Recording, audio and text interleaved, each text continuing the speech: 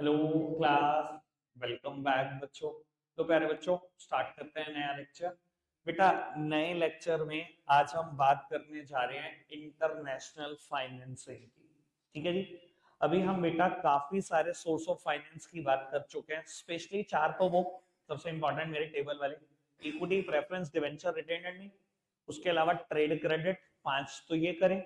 फिर बेटा commercial paper finance, commercial paper, public deposit, financial institution और लोन फ्रॉम कमर्शियल बैंक, इनकी बात करी।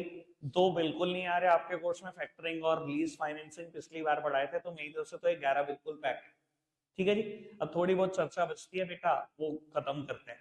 सबसे पहले बेटा इंटरनेशनल फाइनेंसिंग की बात करते हैं। अगर आपको फॉरेन करेंसी में पैसे चाहिए तो कैसे आ सकते हैं? सर ऑप्शन आपके पास लोन के भी हैं, मैं करूंगा इनकी भी बात, लेकिन सबसे पहले बेटा बात कर देता हूं सबसे इंपॉर्टेंट चीज की, जीडीआर की। ऑलमोस्ट हर हर एक स्कूल में ये कंफर्म्ड टॉपिक है। ठीक है जी। या तो पीरियोडिक में आ चुका होगा, नहीं आया तो फाइनल में लिखना शुरू कर देना जाते ही। टीचर कहेगी 15 मिनट के लिए कॉपी दे रही हूँ, ठीक है जी, शीट दे रही हूँ आपको पढ़ने के लिए। मैं कहता हूँ कुछ नहीं पढ़ना, जीडीआर लिखना शुरू कर देना और देख लेना बाद में पेपर में कौन सा क्वेश्चन नंबर है, चिपका देना। 100% इतना श्योर हूं मैं, जीडीआर आएगा ये का। ठीक है जी। वाह भाई, वही चीजें कट होती है ना जो नहीं आती, अब क्या करें, परेशानी ये भी तो है ना। ठीक है जी। खैर, सीबीएसई का नाम लेके 11th क्लास में कहा जा सकता है ये, सीबीएसई ने कट करा दिया। लेटेस्ट एनसीईआरटी का पार्ट है, ऑनलाइन डाउनलोड की मैंने, मेरी भी नहीं है वेबसाइट। तो भैया अगर most recommended book of CBSE में है तो मतलब कोर्स का पार्ट है, सीधी सीधी सी बात। चलो खैर, आराम से समझते हैं जीडीआर को। जीडीआर क्या चीज है बेटा, सब सामने देखेंगे। बाबू, आप कोई इंडियन कंपनी हो, लेट सपोज की बात करते हैं, आपका नाम है एक्स वाई जेड लिमिटेड बेटा, और आपको लोन चाहिए फॉरेन करेंसी में। आप कर क्या रहे हो, सॉरी लोन ही अमाउंट चाहिए फॉरेन करेंसी में। आप क्या कर रहे हो बेटा, अपनी एक ब्रांच सेटअप कर रहे हो बेटा किसी और कंट्री में, और आप पैसे चाह रहे हो कि फॉरेन करेंसी में मिल जाए तो ज्यादा अच्छा। ठीक है जी। वो कंट्री कुछ भी हो सकती है, लेट्स सपोज सिंगापुर में एक ब्रांच सेटअप कर रहे हैं आप। ठीक है। अब वो आपको क्या ये राइट है कि आप सिंगापुर में अपनी कंपनी के शेयर्स इशू कर दें? नहीं बेटा, आपको शेयर्स इशू करने का राइट सिर्फ इंडिया में।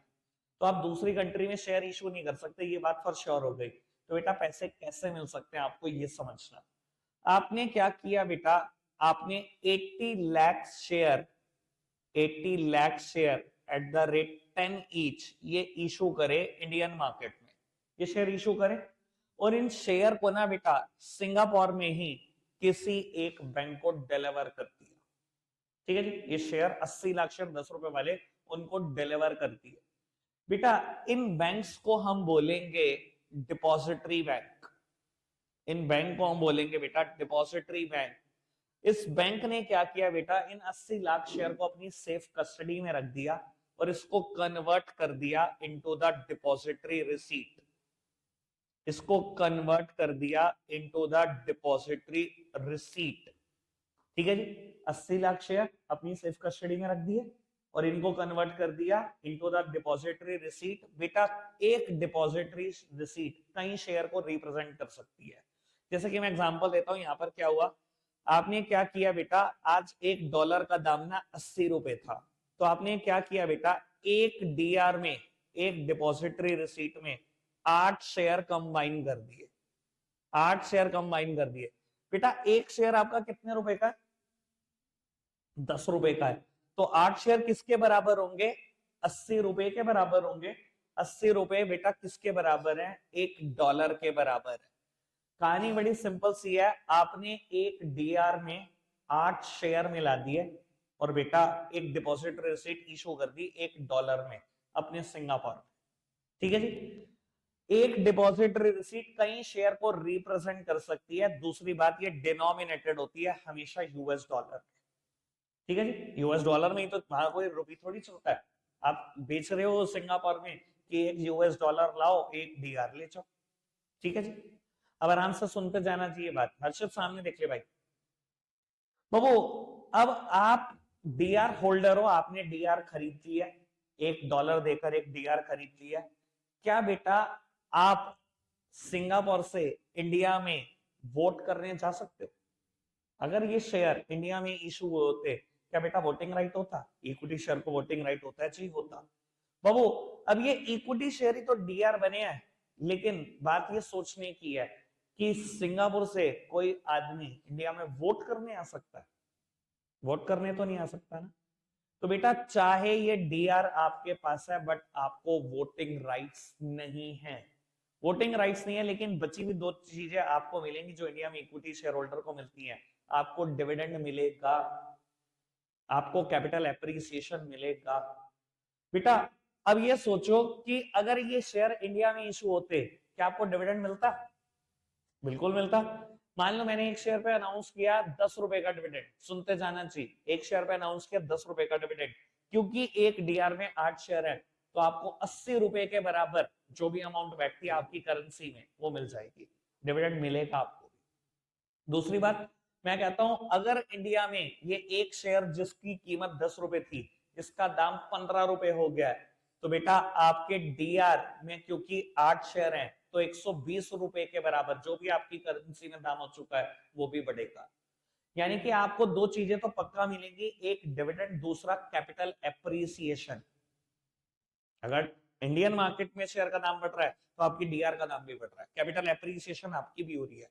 अगर वहां डिविडेंड मिल रहा है तो आपको भी डिविडेंड मिल रहा है, बस फर्क सिर्फ एक ही चीज का है कि आपको वोटिंग राइट नहीं मिलेगा। दूसरी बात बेटा, ये जो डीआर है ना, ये एक परफेक्टली नेगोशिएबल इंस्ट्रूमेंट है। नेगोशिएबल इंस्ट्रूमेंट मतलब बेचा जा सकता है। मैंने डीआर खरीद लिया, मैं सिंगापुर में रहता हूं, मैं सिंगापुर का रेजिडेंट हूं, मैंने पैसों की जरूरत महसूस करी, मैंने क्या किया, मैंने दूसरे सिटीजन को सिंगापुर के बेच दिया। बेच सकता हूं, बिल्कुल नेगोशिएबल इंस्ट्रूमेंट है। ठीक है जी, वो चाहे तो तीसरे को बेच सकता है, तीसरा चाहे चौथे को बेच सकता है, आपस में जितनी मर्जी बार बेच लो, परफेक्टली नेगोशिएबल इंस्ट्रूमेंट।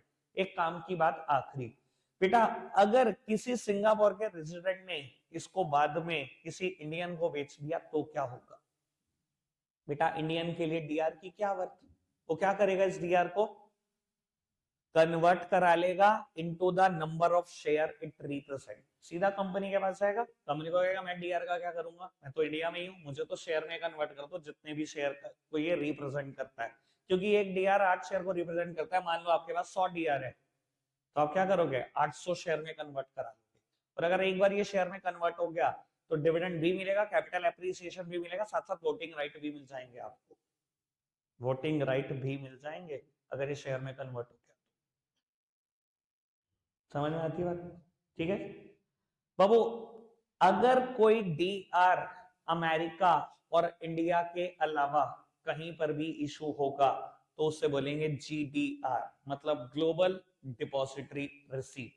अगर अमेरिका में इशू होगा तो बोलेंगे अमेरिकन डिपॉजिटरी रिसीट, अगर इंडिया में होगा तो बोलेंगे इंडियन डिपॉजिटरी रिसीट।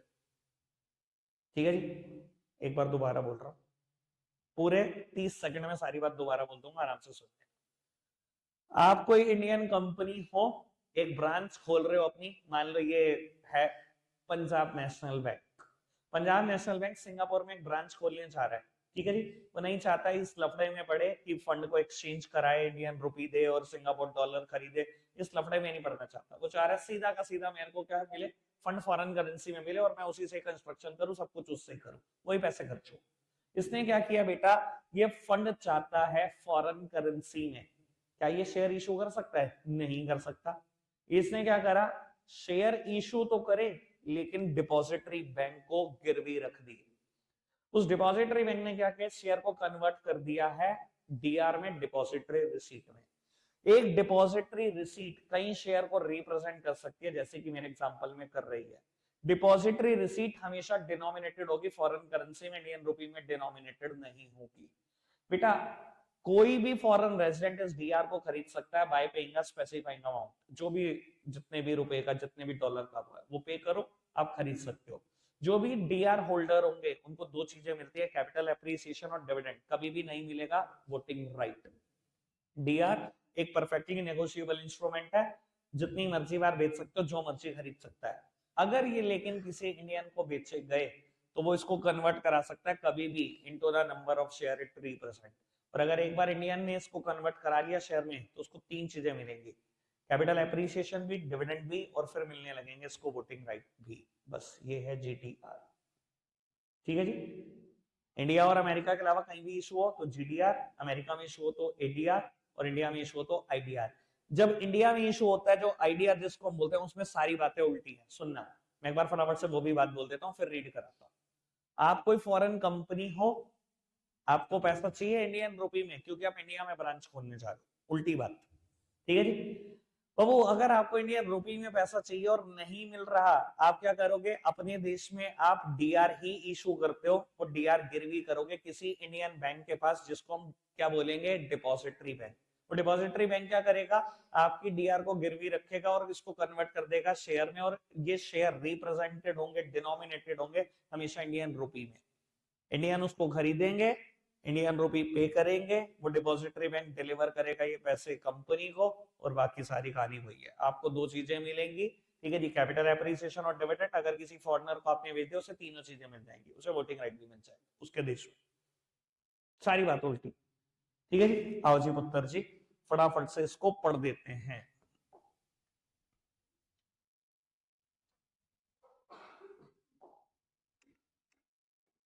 अब वो यहां से पढ़ना शुरू करना, जीडीआर, ग्लोबल डिपॉजिटरी रिसीट से।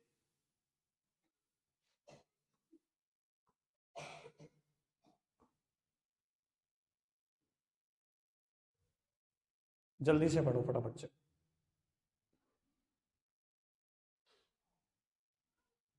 कोई भी लाइन, ये तो लाइन बाय लाइन याद करा देता हूं मैं, कुछ भी पूछना है तो बताओ।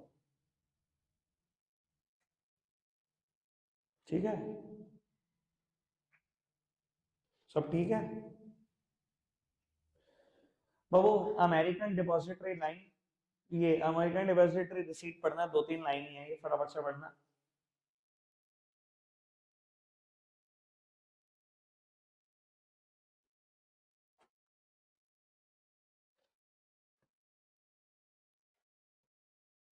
ठीक है जी, ठीक है, चल। बाबू, फॉरेन करेंसी में पैसे चाहिए, दो ऑप्शन तो है ही, एडीआर और जीडीआर। दो और ऑप्शन भी हैं आपके पास अच्छे खासे, कमर्शियल बैंक और बेटा international agencies and development banks. बेटा वैसे आपकी नॉलेज के लिए बता देता हूँ, डेवलपमेंट बैंक फाइनेंशियल इंस्टीट्यूशन का ही दूसरा नाम है, और ये उस टाइम के लिए भी फाइनेंस कर देते हैं जिस टाइम के लिए कमर्शियल बैंक नहीं कर पाते। कल भी तो पढ़ा था, कमर्शियल बैंक मैक्सिमम 20 साल, फाइनेंशियल इंस्टीट्यूशन मैक्सिमम 30 साल। ठीक है जी। अब ये बेटा, अगर आपको फॉरेन करेंसी लोन चाहिए, तो फॉरेन में बेटा बहुत सारे कमर्शियल बैंक भी हैं, फॉरेन में बहुत सारे फाइनेंशियल इंस्टीट्यूशन भी है, फॉरेन के भी तो हैं। बेटा आपके लिए लोन लेना बहुत ज्यादा आसान होगा अगर आप एक एमएनसी हो, मल्टीनेशनल कंपनी। देखो, आप मान लो आप हो इन्फोसिस कंपनी, सिर्फ इंडिया में पैर नहीं फैले हुए आपके, लगभग आपको बता देता हूँ इन्फोसिस की एडवांटेजेस बात से समझने की कोशिश करना, क्या उसका मार्केट में स्टेक है, क्या उसका वर्ल्ड में पॉपुलैरिटी है। कि इन्फोसिस ने ना इंडियन गवर्नमेंट की दो सबसे बड़ी वेबसाइट बनाई हुई है, जीएसटी की वेबसाइट और इनकम टैक्स की वेबसाइट, जहां से सरकार को सबसे मोटा पैसा आता है। दोनों सरकार की टैक्स की वेबसाइट बनाने वाली इन्फोसिस है। और मैं आपको बता देता हूं आपकी नॉलेज के लिए, पूरे दुनिया में जितनी भी गवर्नमेंट है, हर एक की रेवेन्यू कलेक्ट करने की वेबसाइट इन्फोसिस ने बनाई। इस हिसाब से आप समझ सकते हो इन्फोसिस का क्या नाम है। ठीक है। अगर इन्फोसिस को फॉरेन करेंसी में लोन चाहिए, ऑब्वियसली फॉरेन कंट्री जाएगा, किसी कमर्शियल बैंक के पास लोन अप्लाई करेगा, तभी तो मिलेगा। क्या बेटा आसानी से दे देते हैं कमर्शियल बैंक लोन फॉरेन के? दे देते हैं, प्रोवाइडेड आपकी एग्जिस्टेंस ग्लोबल हो, यानी कि you should be a multinational company, बहुत आसानी से लोन मिलेगा। लेकिन अगेन मैक्सिमम टेन्योर इनका 20 इयर्स तक सीमित होगा। अगर आप किसी डेवलपमेंट बैंक या फाइनेंशियल इंस्टीट्यूशन से लोन देते हैं तो लॉन्गर टाइम के लिए लोन मिल जाता है, जो कि मैक्सिमम 30 इयर्स तक रह सकता है। तो वो फाइनेंशियल इंस्टीट्यूशन जो फॉरेन में दिखते हैं हमें, या इंटरनेशनल एजेंसीज दिखती हैं, इनको एस्टैब्लिश किसने किया ये समझो। बेटा बहुत सारी डेवलप्ड कंट्रीज ने मिलकर कुछ इंस्टीट्यूशन को एस्टैब्लिश किया हुआ है। डेवलप्ड कंट्रीज के पास इसलिए वो डेवलप है क्योंकि बहुत पैसा है, उनके देश में पॉवर्टी अनएम्प्लॉयमेंट जैसी समस्याएं नहीं है, उनके पास बहुत पैसा था। उन्होंने बेटा डेवलपिंग कंट्रीज को सपोर्ट करने के लिए, डेवलपिंग कंट्रीज की कंपनीज को सपोर्ट करने के लिए कुछ इंटरनेशनल एजेंसीज बनाई, या कुछ डेवलपमेंट बैंक बनाए, उन्हें बहुत सारा फंड दिया कि आप डेवलपिंग कंट्रीज की कंपनी को लोन दिया करना, ठीक है जी, और ब्याज कमाओ और ब्याज का कुछ हिस्सा हमें भी दो। तो बेटा डेवलप्ड देशों ने मिलकर बहुत सारे फाइनेंशियल इंस्टीट्यूशन एस्टैब्लिश किए हैं या इंटरनेशनल एजेंसीज एस्टैब्लिश की हैं जो फॉरेन करेंसी लोन बांटती है। यानी कि इन दोनों का काम फॉरेन करेंसी लोन बांटने का। इनके बारे में मैंने कुछ और बातें भी बता दी, ठीक है जी। फटाफट से कमर्शियल बैंक के बारे में पढ़ना जल्दी से।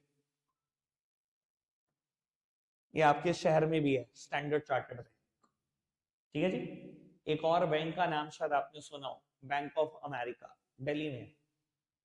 HSBC का नाम सुनो, दिल्ली में। हांगकांग का बैंक है HSBC। तो बहुत सारे हमारे पास फॉरेन के कमर्शियल बैंक भी अवेलेबल है। पढ़ना 1 मिनट फटाफट से।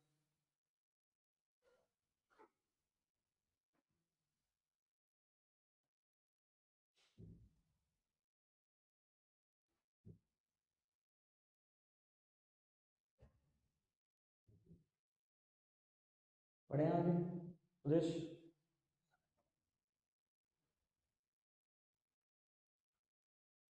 ये पढ़ना।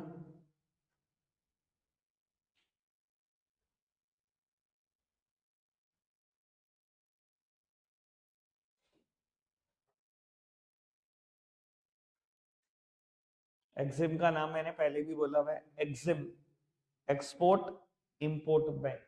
EX एक्सपोर्ट के लिए, IM इंपोर्ट के लिए।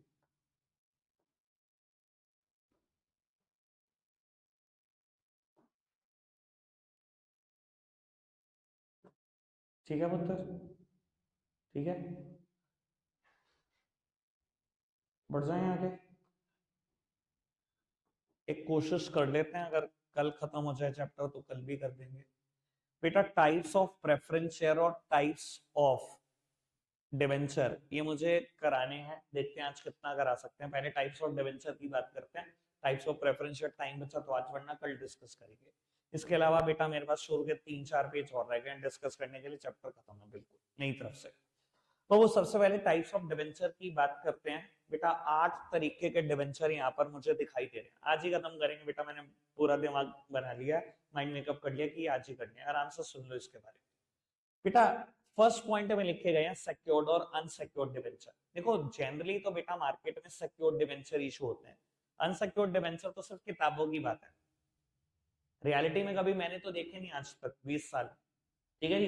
ये सिर्फ किताबों में बात है, थ्योरेटिकल बात है, थ्योरेटिकल की तरह पढ़ो और छोड़ दो। सिक्योर्ड डिवेंचर क्या होते हैं बेटा? जब भी कंपनी इशू करेगी सिक्योरिटी गिरवी रखेगी अपने डिवेंचर होल्डर के लिए। 50 लाख रुपए ले रहे हो आप डिवेंचर होल्डर से, कम 70 लाख रुपए की एसेट गिरवी रखोगे कि अगर मैंने आपके 50 लाख रुपए दे पाया तो ये सिक्योरिटी बेच देना और अपने पैसे रिकवर कर लेना। डिवेंचर्स कभी अनसिक्योर्ड इशू नहीं होते, पर अगर क्योंकि नाम है तो बोल देता हूं बेटा, वो डिवेंचर जिनको इशू करते टाइम कोई सिक्योरिटी गिरवी ना रखनी हो उन्हें हम अनसिक्योर्ड डिवेंचर्स बोलते हैं। मतलब समझ में आया? ठीक है जी। अगले 2 तरीके के डिवेंचर रजिस्टर्ड और बियरर डिवेंचर। जैसे कि बेटा आपने क्रॉस चेक और बियरर चेक कभी सुने थे ना? मुझसे सुने हुए ना क्रॉस चेक और बियरर चेक। हमारी करेंसी क्या होती है? बियरर होती है। बियरर मतलब जिसके पास है वो मालिक है, किसी का नाम थोड़ी लिखा होता है। जिसकी जेब में चली गई वो मालिक हो गया, यही होते हैं ना बेटा। सेम डिवेंचर होते हैं बियरर डिवेंचर। बाबू अगर इनको आपने ट्रांसफर करना है किसी को, मेयर डिलीवरी से ट्रांसफर हो जाते हैं। मान लो मैंने खरीदे थे, ठीक है जी, और मान लो मैंने पैसे ले लिए हैं ग्रंथ से और ग्रंथ को बेच दिए, मेयर डिलीवरी से डिवेंचर ट्रांसफर हो जाएंगे, ठीक है जी। बियरर, बियरर का मतलब है जिसके पास है वो मालिक है, बस नाम किसी का नहीं लिखा होता, ठीक है। लेकिन अगर ये डिवेंचर रजिस्टर्ड हो तो रजिस्टर्ड में बेटा फिर वो प्रोसीजर फॉलो करना पड़ता है। क्या प्रोसीजर समझाता हूं।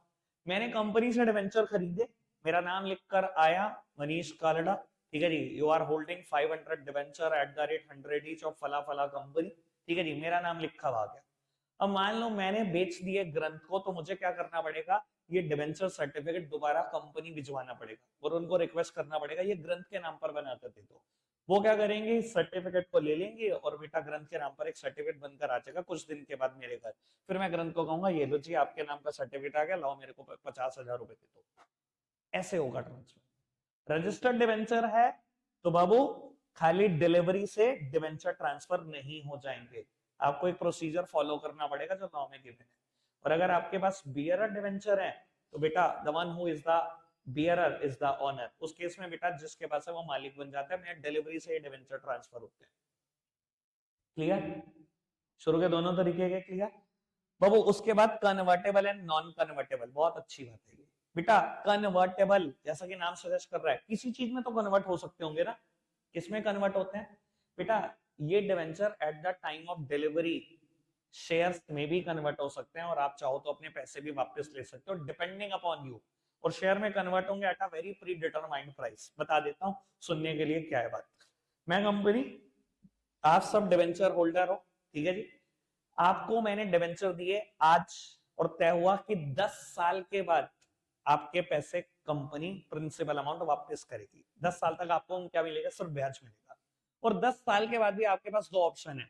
आज मान लो मैं आप सबसे मिलाकर 10 लाख रुपए ले रहा हूं, तो 10 साल के बाद भी आपके पास दो ऑप्शन है, या तो अपने 10 लाख रुपए वापस ले जाना, और चॉइस है दोनों में से, चाहे तो अपने पैसे वापस ले, या आप इक्विटी शेयर खरीद सकते हो मेरी कंपनी के 10 साल के बाद। आज ही प्राइस तय कर लेते हैं उसका कि किस प्राइस पे खरीद सकते हैं। मान लो मैंने तय कर दिया मेरी कंपनी के इक्विटी शेयर 10 साल के बाद आपको 500 रुपए का एक इक्विटी शेयर दे दूंगा। आज उसका दाम चल रहा है 300 रुपए, 10 साल के बाद मैं 500 रुपए में दे दूंगा।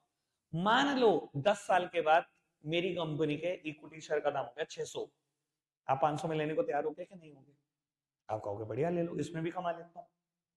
मान लो मेरी कंपनी का दाम रहा 400, तो आप 500 में खरीदोगे? नहीं, तो आप कहोगे मेरा पैसा वापस कर दो। तो आपके दोनों हाथों में लड्डू रहते हैं कन्वर्टेबल डिवेंचर में। आप इसको कन्वर्ट करा सकते हो at the time of repayment equity share में भी, और चाहो तो अपना प्रिंसिपल अमाउंट वापस लेकर भी उठ सकते हो। समझ में आई बात? अभी मैं एक बात और बोलूंगा इससे रिलेटेड बेटा। और नॉन कन्वर्टेबल में क्या होता है? जैसा कि नाम सजेस्ट कर रहा है, ये किसी में कन्वर्ट नहीं होंगे, सिर्फ आपका प्रिंसिपल अमाउंट ही वापस मिलेगा। अब एक बात बताओ, समझदार तो समझ जाएंगे एक ही मिनट में इस चीज को, ब्याज किस पे ज्यादा होता होगा, कन्वर्टेबल पे या नॉन कन्वर्टेबल पे? ऑब्वियसली नॉन कन्वर्टेबल पे। भाई कन्वर्टेबल में तो पहले ही दोनों हाथों में लड्डू हैं, ब्याज भी ज्यादा दे इस पे कंपनी, ब्याज इस पे कंपनी थोड़ा कम देती होगी। अगर इस पे 9% देती होगी तो उस पर 7 ही देती होगी। अगर नॉन कन्वर्टेबल में 9% ब्याज देती होगी साल का, तो उस पर 7 ही देती होगी, क्योंकि बाद में भी तो लड्डू दे रहे हैं। तो इक्विटी शेयर 500 रुपए में दे रहे हैं, क्या पता उसका दाम 700 हो जाए, क्या पता 800 हो जाए उसका दाम। ठीक है ना जी, कंपनी को वहां भी तो नुकसान सहना पड़ेगा। क्लियर है जी बात? समझ में आती है बात? कन्वर्टेबल नॉन कन्वर्टेबल क्या। और last is first and second debenture. Although ऐसी कोई चीज एग्जिस्ट तो करती नहीं मार्केट में, सिर्फ हवा हवाई बातें बेटा। कई बार ना हम ना स्पेसिफाई करके बताते हैं ये फर्स्ट डिवेंचर है, ये सेकंड डिवेंचर है, उससे फर्क क्या पड़ जाता है बताता हूँ। कंपनी में पेमेंट बांटने का एक फिक्स सीक्वेंस है।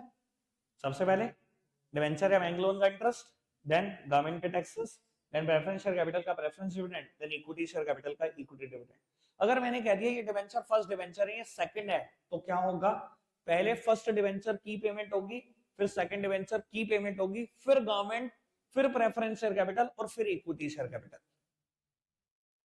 यानी कि डिवेंचर में भी लाइन लगनी शुरू हो जाएगी कि सबसे पहले फर्स्ट डिवेंचर के पैसे मिलते हैं, फिर सेकंड डिवेंचर के पैसे मिलते हैं, फिर गवर्नमेंट ड्यूज मिलते हैं, फिर प्रेफरेंस शेयर कैपिटल के पैसे मिलते हैं, फिर इक्विटी शेयर कैपिटल के पैसे मिलते हैं। यानी कि फिर लाइन थोड़ी सी बदल जाएगी। समझ में आई बात? आठों टाइप के डिवेंचर, ये सारी बातें यही पढ़नी है, इसकी प्रॉब्लम आज ही होनी है बेटा, फटाफट से पढ़ना चाहिए। पढ़ना सिक्योर्ड डिवेंचर, एक मिनट